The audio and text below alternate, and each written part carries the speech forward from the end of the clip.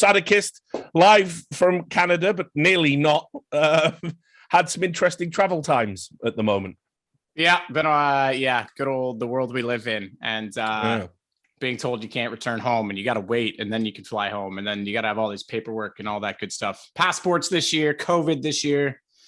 Whatever. No, right? It's fucking. It's like I was just saying. I feel like every time you leave the safety of your own home, like everything just goes horribly wrong.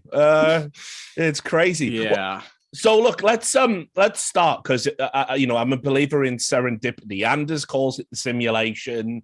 Other people call it God's plan.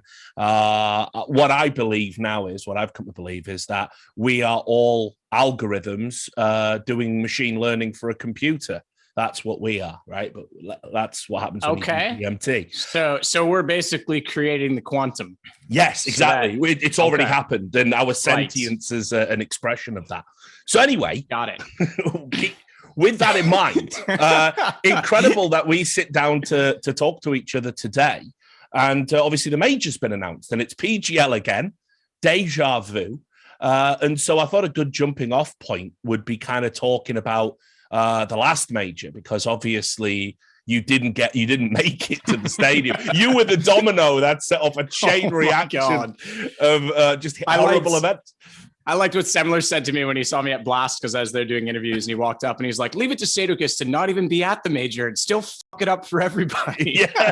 Yeah, crazy. So look, obviously, for those that don't know the story, you were you got caught kind of with some like bureaucratic bullshit as it pertains to German passport law. You weren't able to get your connecting flight, and so obviously didn't make it to the stadium. So I'm guessing devastated because obviously I know you've been looking so forward to getting back in front of the crowd. Yeah, I was. And like, I think Jason and I came into this major not putting pressure on myself as you do when you're casting as frequently as we were. And Henry and I were thinking like, okay, it's a major. We have to go to another level. We've got to rise to the occasion, and you're worn out. This time I came in pretty fresh, haven't done much lately, not Counter-Strike at least. And I thought like me and Jason are finally going to be a little duo, which was something that was planned way back in like 2014, 2015. Mm-hmm. And I was just having fun. Like, I know there was people saying like, oh, I don't get the hype. He's goofing off in the games. Yeah, totally. Like, I just wanted to interact with the fans again and mess around with Twitch chat a bit. And I thought when we get to the arena, we'll rein it in, because I've always been better with the crowd. I kind of thrive off it. It's just like an adrenaline thing. There's more atmosphere that you can let kind of be a part of the show instead of having dead air type of thing. And you can let the crowd kind of breathe. And then I didn't get there, and I was really looking forward to it because like I was burnt out at like the end of my main run of events back in like 2019, early 2020, when I kind of stepped away and COVID kind of hit. But I was like, this is going to be fun. Like, I'm going to enjoy it. Like I'm no longer taking it for granted. And I thought I was really going to have like this like romantic moment where it was like, yes, we're back. And I didn't get that. It sucked. And it was, like you say, it was such a bureaucratic. So it's the Schengen agreement. And if you have to have 90 days left on your passport, because you're allowed to stay in there for 90 days as a Canadian. Mm-hmm. But obviously they don't want you to be there for the 90 days and have your passport expire, because then it's a whole other problem in getting home, and then they have to deal with it. And that's fair. First off, I've definitely been let in before under 90 days on my old passport, because I remember that happening. So it really depends on who you get and how kind they're feeling. Because I had a proof of a return flight like 4 days later. And it was fucked up because I went to Romania with like exactly 91 days left on my passport. Yeah. And because it's Romania, it's outside of Schengen. So they didn't say anything. And if we stayed in Romania the whole time, it would have been fine. Or if we'd gone to Sweden straight away, I would have been fine. But we go to Romania, community has a hissy fit, which is fair, because like I think it was better that we should have been in the arena. Because they rebook travel, PGL's already checked our documents once. I haven't traveled a lot because of COVID. So it's like, I knew the exact expiry date off the top of my head. It was January 17th, 2021. 2022. Sorry.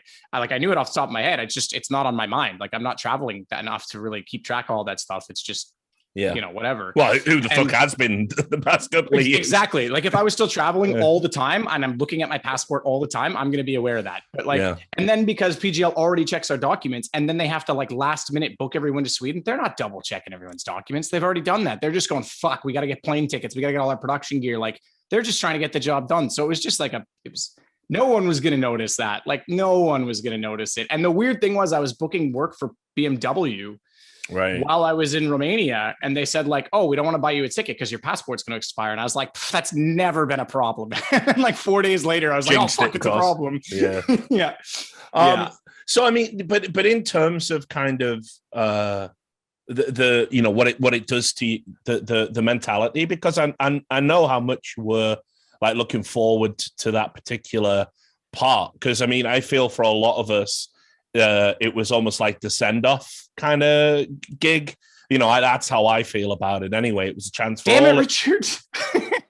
Yeah. Well, you know, I mean, yeah. I mean, look, so I'm not trying to obviously make it worse than it was, but you know, I think it's like a great tragedy that we were sort of denied. Yeah, and that, you know? well, no, and look, I get what you're saying, because I think it was the send off for that group as a core. Like, I think there will be some of us that will continue. Anders is going to continue to do work. I hope to be doing more this year. It's just a matter of figuring out what we can get into that, because that's a whole conversation. But yeah, I get what you mean, and like, yeah, it did suck to kind of have. I wanted to have that reunion with everyone too, so it was pretty shitty. I did try, because I jokingly sent it to you in the group chat.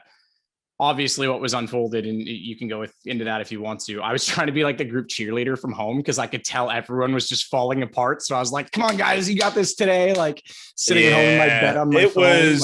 It was like, I mean, you know, everything about that major, like, again, you know, I put all my stuff out there.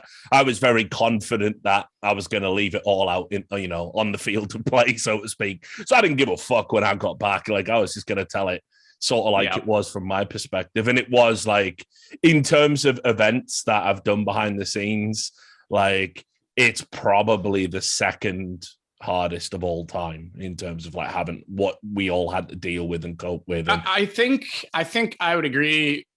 You had the good part. Right. Well, it's so the thing is, and it's because I changed my mentality. I was just going to go with it no matter what. But I think if I was still in, like, if it was back in my stressed out, caring too much about things days, maybe I would have been a little more pissed off about things too, because of the way things are going. But I was like, I'm just, people were complaining, and I was just taking the approach like, look, I'm just happy to be here. Let's just get through it. Right. Like, and it was, I think, and that's maybe a good change of mentality for me in some ways, because there was times when I was like getting too pissed off about stuff, and then it just creates toxicity, and it's like, why? But yes, I think I do agree that it was definitely one of the more challenging events technically for all of us. I let you off once before, but you still got the nerve to come back here and make trouble again. Eh? Say, children, what does it all mean?